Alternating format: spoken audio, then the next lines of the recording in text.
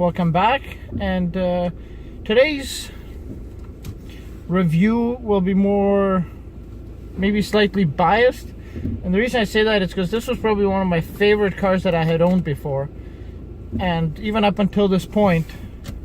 And I'll get to why I bought it, and so why I end up selling it if it was my favorite car. So anyhow, so today's topic is going to be on my 2004 Volkswagen GTI VR6 with the 6-speed standard transmission. And the nice part of the 0304 models was they also came with it was actually the ones that came with the 24 valve double overhead cam engines. So it was the best one for the Mark IV generation, in my opinion.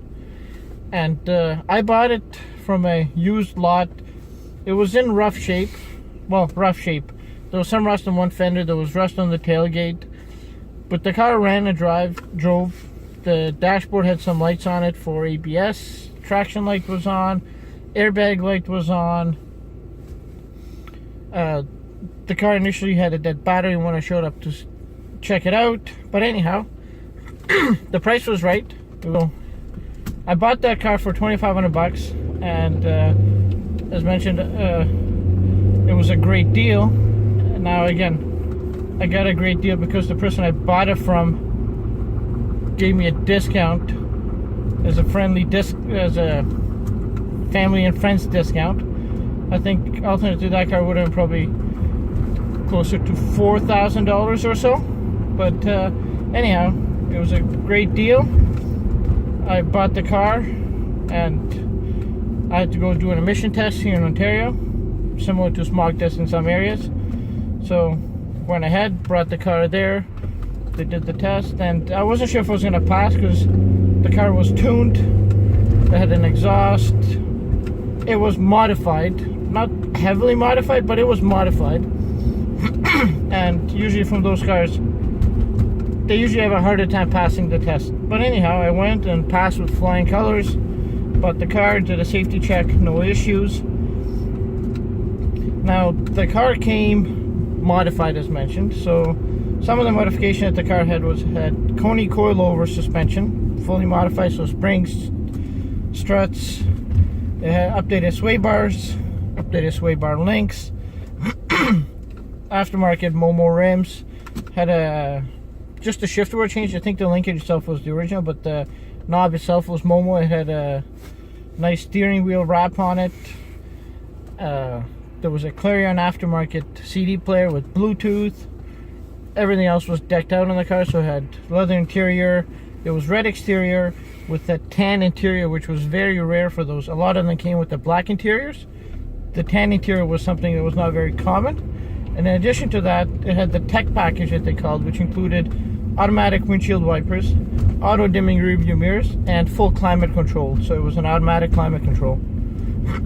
So anyways, it was essentially top of the line, rare spec, modified GTI VR6. Now, the modifications for that was, on the outside, that was it for the most part. In addition, they had the Euro spec headlights, so it was the glass headlights with the projectors and the fog lights in them. That us in Canada, we only got ever the plastic covered headlights. So the car looked okay. Like as mentioned, there was some rust on it, so after buying a new fender, getting a used tailgate that was rust free, getting them sprayed to match the color, I put those on, and at that point the car looked mint. Interior was perfect, outside was perfect, and the engine ran like a dream. Started every time fired up, ran perfectly fine. So my next goal was turn off some of these lights on the dash. So the first one that I wanted to get rid of was the airbag light. And after checking all the connectors, I was told that it's usually the seat connector causing issues. I unplugged the seat, plugged it back in, cleared the code, and it never came back. So that was fixed at that point. And the next issue that I had was the ABS and traction light were always on. So first order of business was check the fuses, and truth behold, the fuse that was right on the battery under the hood, there was a set of fuses. One of them was blown, put a new fuse in, the light went off, never came back. So I kept driving the car, I checked out. ABS worked, traction control worked just fine. ABS is not something I used often, but the traction control did kick in quite a bit for me. I did like to push the car, and it went. I used to carpool with a friend at that time, and I would pick him up on my way to work, and usually by the time we came to work, if he didn't eat breakfast, he would be feeling nauseous and sick. Now, the ride was a little firm. Sorry, let me rephrase that. The ride was very firm, and the hard acceleration and braking runs probably didn't sit well on an empty stomach. Anyhow, so those are the modifications. I loved the way the car drove, and I didn't really have any issues with it. It started, it ran. Some people are saying, oh, you should worry about the timing chain and stuff. It did not make one sound or one tick that would indicate that anything is wrong with the chain on that car. So I was actually quite fortunate, quite happy with it. But now here comes the reason. I went to go sell it, and the reason for that was growing family. I had to put 2 car seats in the back, and it wasn't really a practical thing at the time. I was only driving my daughter around in the back, one of them in the car seat, and it was okay. But putting 2 car seats in, moving the seats all the time, strapping them in, it was not practical. The car actually had a 3-inch MagnaFlow catback exhaust with a Tektronix muffler, and the VR6 with that exhaust setup, it sounded amazing. I wish I had some footage to play for you guys, but unfortunately I don't. But anyhow, you'll have to just trust me that car sounded incredible. Doesn't matter what revs you're at, doesn't matter if you're taking off from a line or if you're going from 4,000 RPM and up, it just sounded amazing. And anyhow, I do miss that car. If I had the chance to buy it tomorrow, I would definitely buy it, even for 5,000 that I sold it for. Despite the fact that it probably has more mileage now, I'd still put that money back and buy that car in a heartbeat, because that car was incredible. If anybody's ever questioning or debating whether they should buy a GTI, my opinion is go buy one right now. You won't regret it, and you will love the car. And I'm not sure how the new 2-liter models are, but I can tell you for the 2004 GTI with the VR6, the double overhead cam with the 6-speed standard transmission, was just a blast to drive.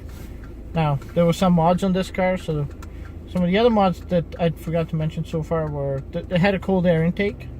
So in addition to the cold air intake, the car was also tuned, so it had a Unitronic Stage 2 tune on it, so it did give it a bit more oomph and a bit more get up and go power. So it was a really nice car.